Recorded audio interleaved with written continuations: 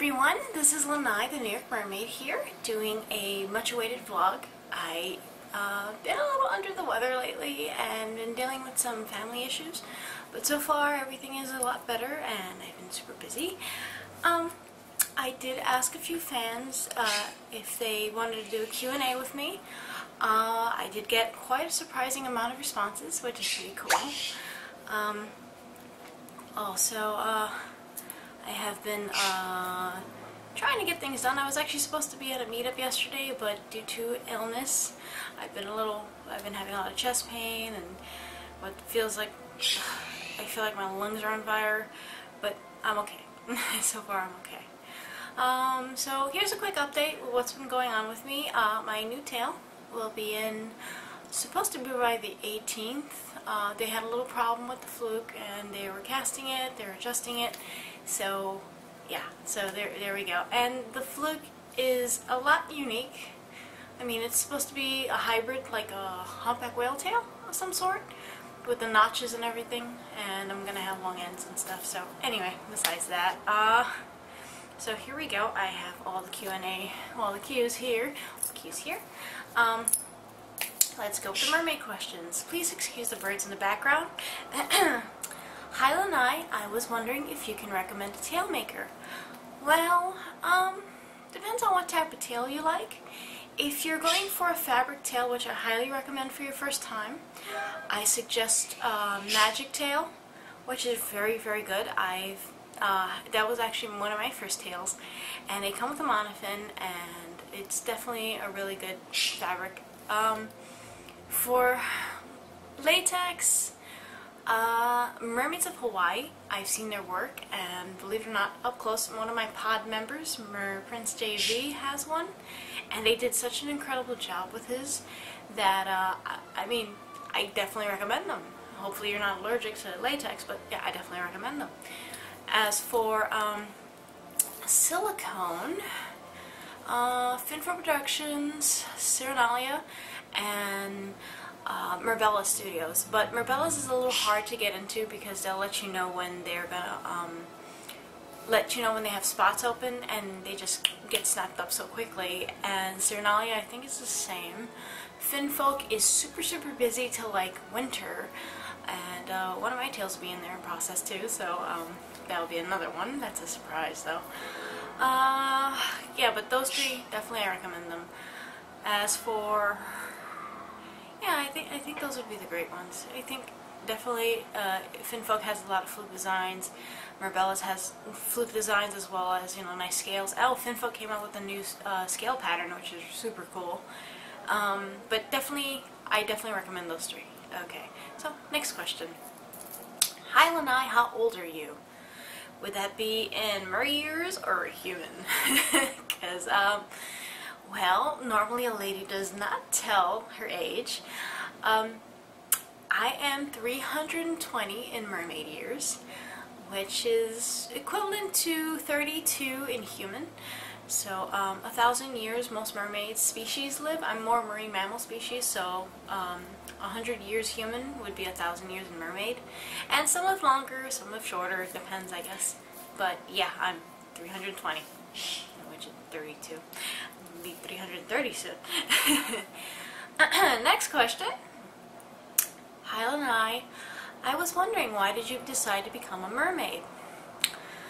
Well, I mean, a lot of people have different reasons, and I decided that I wanted to become a mermaid because I wanted to, like, tell people about the ocean, you know, spread awareness, and do it in a way that would engage kids and adults. And the mermaid thing is like one thing that it's enchanting, and people go, oh, well, you know, kids especially, oh my god, there's a mermaid, she lives in our ocean, and she's telling us that our ocean is sick, so maybe we can save her and her friends.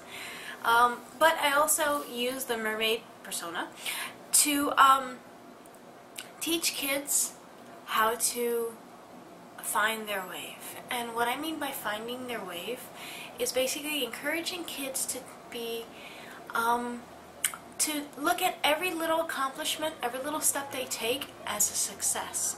And what that does is if they want to be a teacher, they want to be a doctor, they want to do this, let's say like become a veterinarian, I'll tell them you guys have to study really good when you're in school, and then when you get older, you can probably volunteer at a zoo or an aquarium or some rehab place or even your local shelter, and that helps you when you get into a school for veterinarian to work with animals, and then from there you can get some experience as well, and then keep going from there, and then you guys can be a veterinarian. But yeah, no, my case, when I worked with marine animals, I still do, by the way, but I started in high school, and then I did my volunteer work in the aquarium, and then from there I started working at a riverhead for a while, and I still do rescue, animal rescue, marine animal rescue actually. I deal with seals and turtles, mostly turtles. Seals are a little rough, trust me.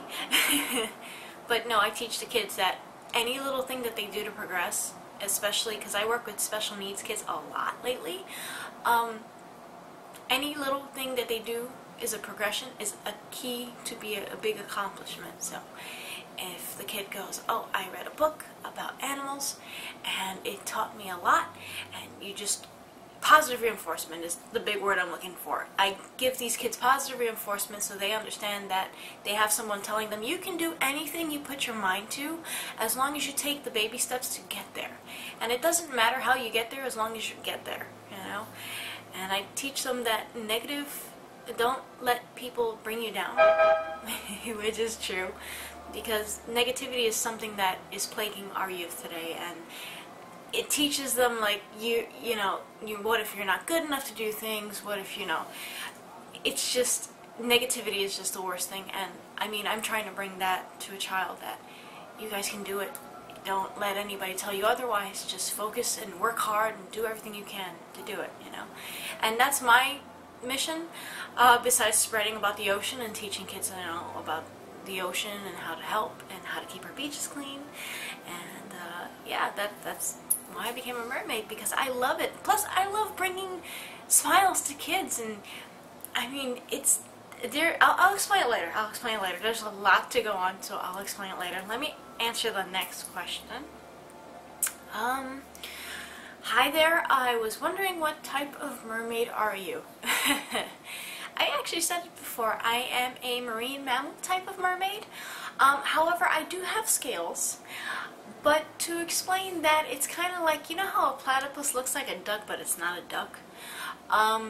Something like that. We have scales to blend in, to look kind of like a fish, but we're not fish, I breathe air, I have hair, I am warm-blooded, I have one gill, but that's a false gill. Kind of like oh god, it's a sperm whale. It's a, I want to say dwarf sperm whale.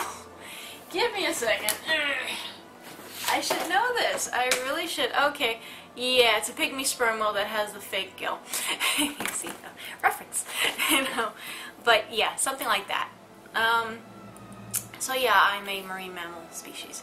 And there are some that are more fish-like, and there are others that are more, I don't know. I mean, there's many different types of mermaids out there. Octopus-type mermaids and jellyfish-type mermaids, and I can keep going and going, but yeah, I'm marine mammal. So, kind of like a dolphin, just have scales as a look, Okay, next question.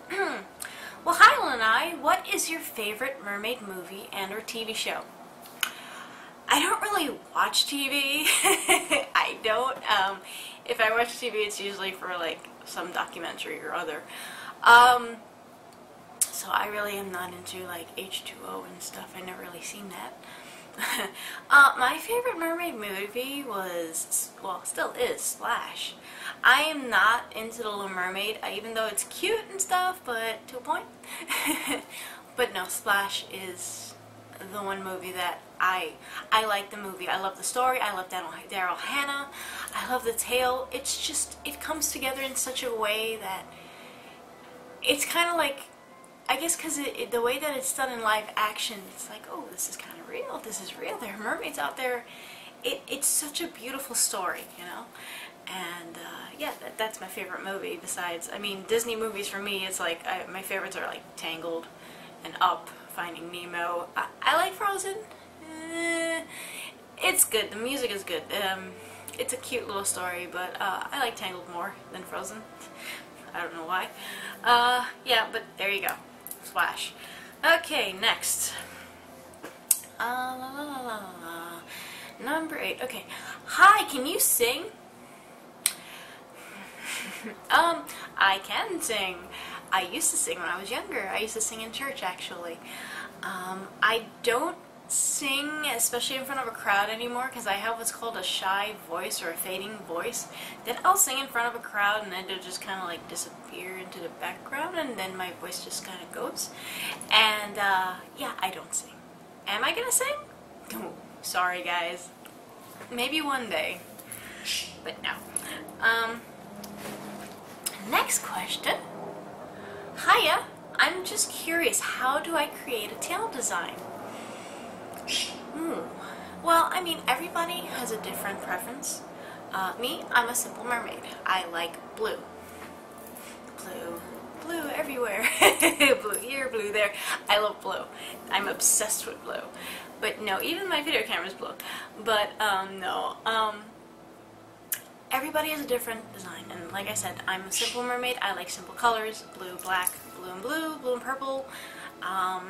Those are my simple colors. I mean, you can have whatever tail color you want. You can do purple stripes, you can do orange spots, you can do, I mean, you can have a red tail with purple stripes, orange spots, and your dorsal fin can be like strikingly electric green. And I mean, it's all in your preference, whatever you like, you know. But it's not about flash. I'm not, you know, I'm very simple. Like I said, I like my two fins, I like my dorsal fins, and that's it. I mean, you guys have to find what you like. It actually took me about 6 months to make my first design, because I went through countless and changing back and forth colors, changing design the way I liked it, and then when I was ready, I said, look, this is going to be my tail. And remember, when you buy a tail, it's a full commitment. This is going to be what you're going to be wearing most to all the time when you're a mermaid or merman. But you guys need to know for sure what you like. You know, start with your favorite colors. Start with what you know looks good on you. You know, if you want to go like a fish, then go like a fish. I mean, there's no limit to colors. You know, so and stripes and all that stuff, patterns. But you know what? Only you know. And me, I know blue is my color. Okay, next question. Let's see. Hi Lanai, I was wondering how I can become a professional mermaid. Okay guys, get ready. This is going to be a very, very long thing. Okay, so remember, wall coming. Wall of talking coming. Okay, to become a professional mermaid, you need to find out if this is what you want to do. Okay. I mean, there is I mean, first off, you need to find out if this is actually what you want to do. Professional mermaid is not all about getting free tails, getting publicity, blah, blah, blah. No.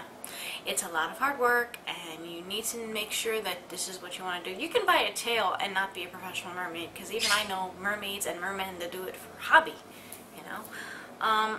But, yeah, but in general, if you're going to buy a tail, especially like a silicone tail, and you want to do it as a hobby, then more power to you. Just remember, these tails are very expensive, and I mean, wow, I mean, it's just a lot of to go on, you know. How am I going to put this one up? Let me think. I'm going to have to think about that one. Let me answer one more question, and then I'll get back to you on that. Okay, so let's take this one real quick. Is it scary to swim in tail? Yes, it can be. Truth be told, the first time I swam and I put on my silicone tail, I had an anxiety attack. And I know it sounds funny, but trust me, it was not, because silicone is like a second skin, so it's super tight. It's supposed to be like, you know, like really there. It's real tight, like it's part of you. Latex is not too bad, and I recommend everybody that if you're going to start with a tail, any type of tail. You want to be a mermaid, do not jump into a silicone tail immediately. I recommend not to. I've actually heard of people getting hurt, people almost drowning, just being in a tail like that. And these tails weigh anywhere from 30 to 65 pounds, sometimes less, sometimes more, it depends. If you're going to start swimming and you want to be a mermaid and you want to get a tail, practice with a monofin first. That's first and foremost. Monofin first. It will help you learn the skills on how to become, how to swim in a tail. And then work your way into fabric. Fabric tails, I mean, they give you enough stretch that if something happens, at least you can like come out and stuff like that. But and then you can work yourself into a neoprene or latex tail. If you're allergic to latex, I do suggest neoprene. It is a little tighter, but it still has a little leeway. But give yourself time. Don't just like go, okay, this way I'm going to do this way I'm going to do that, and then jump into that. No. You need to make sure that you're ready to tackle this. You have to know how to hold your breath. You have to know how to swim, how to surface, how to dive. You need to know how to save yourself, especially with a silicone tail. It's very, very tight, and you don't have any room to escape. If you want to like evade something, you want to take it off, and you can't. It's a pain to get in. It takes me at least 15 to 20 minutes to get into my tail. And some people, I heard, it takes longer. And same thing getting out, it's just like you gotta roll it off, but still you have a little bit of trouble. So guys, monofin first, fabric tail then, neoprene or latex, either or, and then silicone. If you're gonna get a silicone tail, I recommend, if you're anywhere in the young ones, 10s, 12s, 13, 14, I recommend you being a little more older, because if you're still growing and you're going to spend $3,000 on a tail that you're going to grow out of in like months, it's not worth it. Trust me. And besides, you don't have to have a silicone tail to be a mermaid. You can have a neoprene tail. It's all on how you make the character come to life, I guess. But we're gonna go on from there. I'm gonna start with this becoming a professional mermaid. Excuse me, let me grab some water here. I do apologize, I've been like running around all day. Water. Okay, now I'm going to give you the layout. I have everything here. Alright, so like I said, here we go. Wall of text. Technically wall of text. No, it's wall of talk. Wall of words. If you want to be a professional mermaid, you should have a reason. What's your reason, first off, that you want to do it? Because you want to spread the word about saving our oceans, or you want to do something like every mermaid I know, and merman I know that's professional, has a reason. Some are doing it because to spread awareness for diabetes, and some people are doing it for other reasons, saving our ocean, saving the animals. Like I said, me, it's with the kids in the ocean, saving the animals as well, but this is us, this is our cause, you know. You want to be a professional mermaid? It's not easy. I'm going to tell you the truth, and it's a lot of money, hard work and a lot of money. I am not kidding. I had... first thing first, I had a lot to do with that, let me tell you. 4 years, man. Been doing this for 4 years. Okay. So, step 1. Find your mermaid name. I do suggest you stick away from Ariel, Serena, Marina. I'm trying to think of the other one.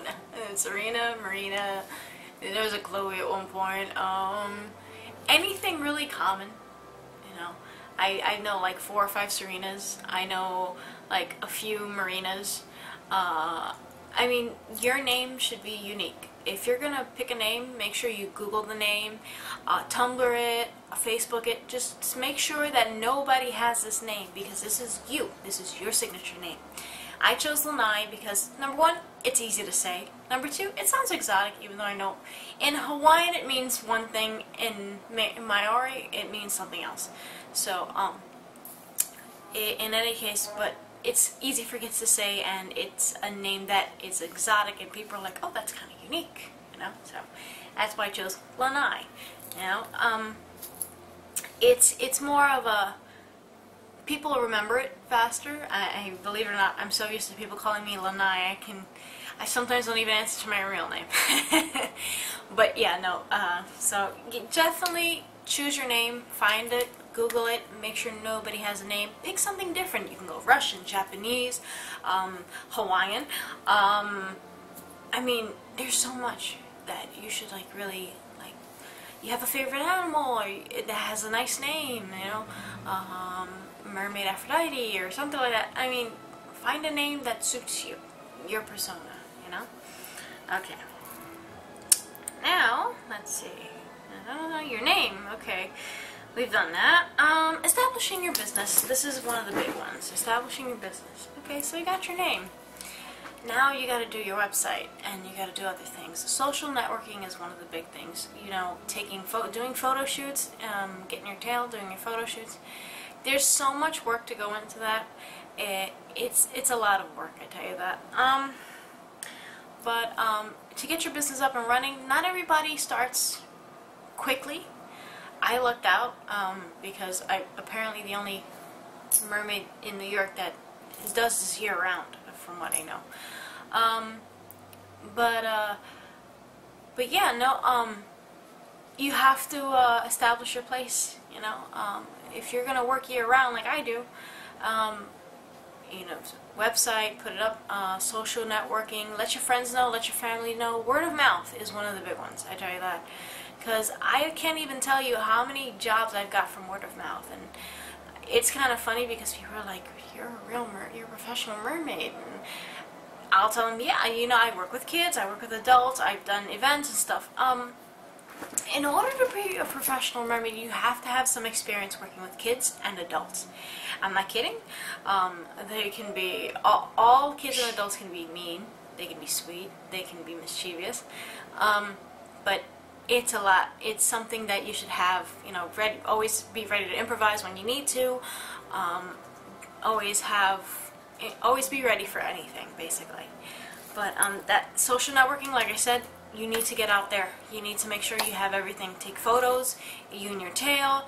Talk to a friend. Do a free, do your first party for free with a local friend, a good friend of yours.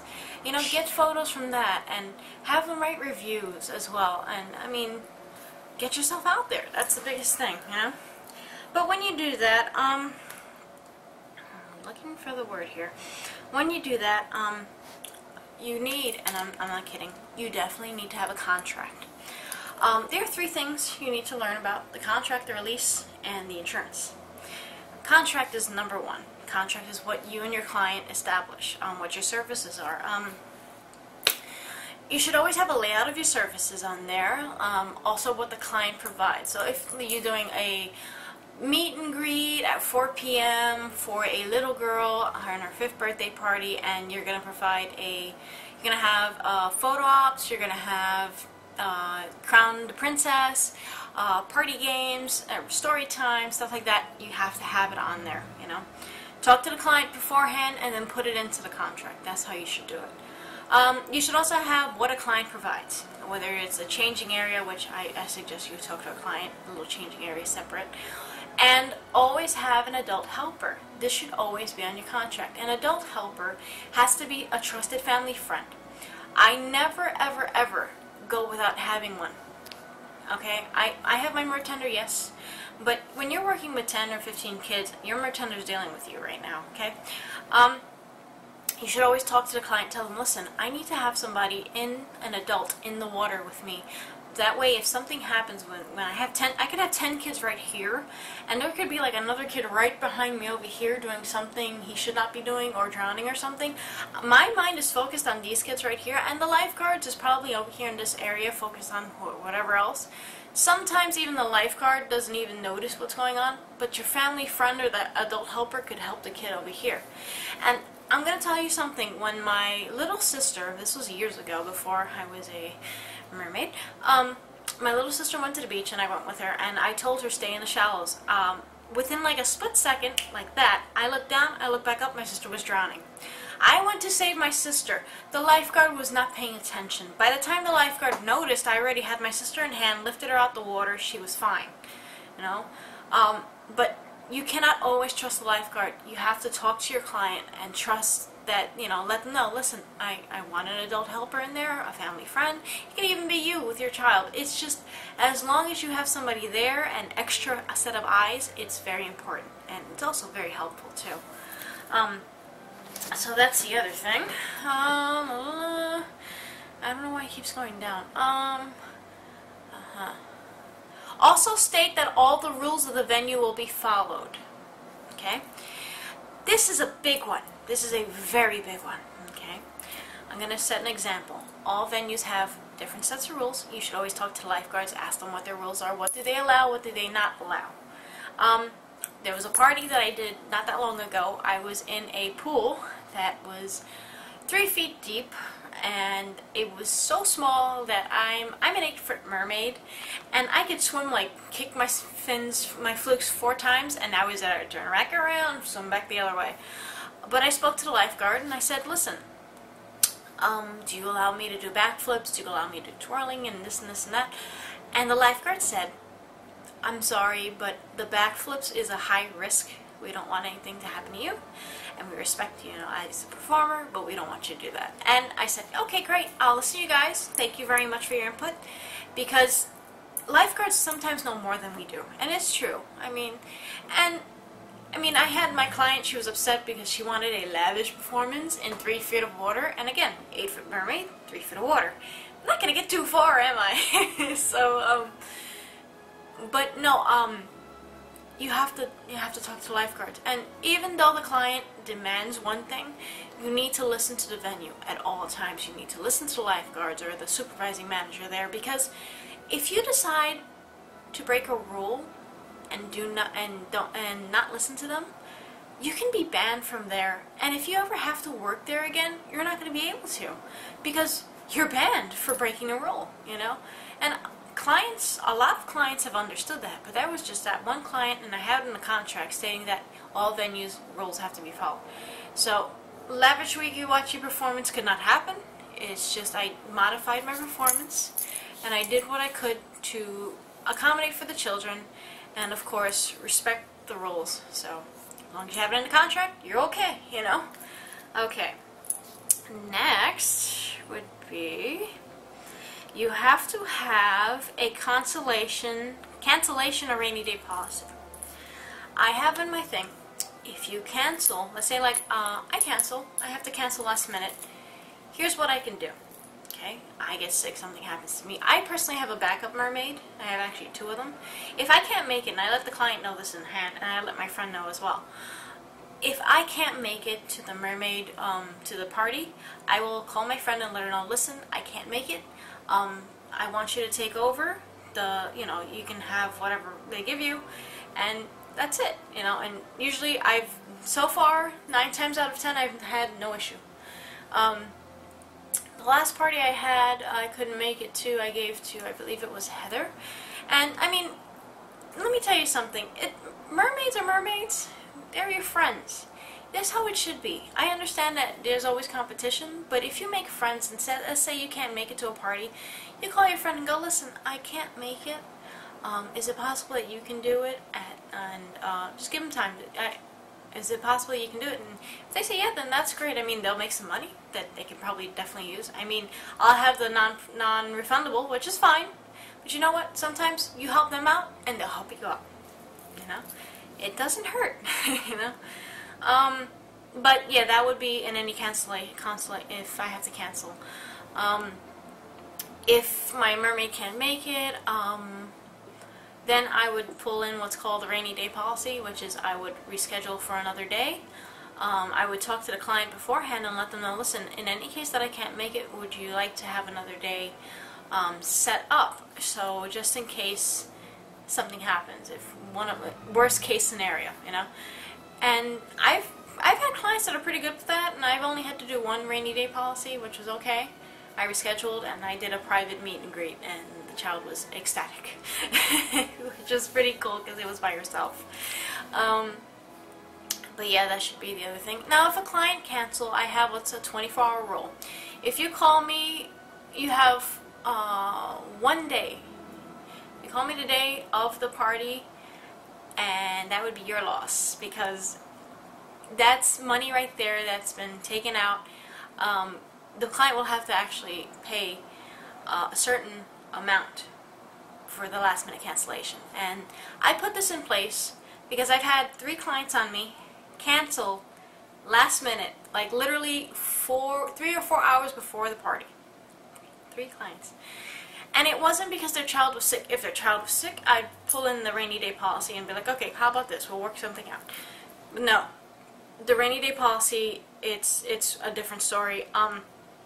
They canceled because they weren't in the mood, or they just thought that it wasn't best to have a mermaid at this moment in time, or they just didn't care. And there was one time that I showed up, and they were like, "Oh no, we're canceling the party. We just felt like it." And I lose out because I have to pay my transportation. I have to pay my merchandise transportation as well. You know. What else? Let's see. I'm telling you, this is something that you should always have in your contract. So let me look.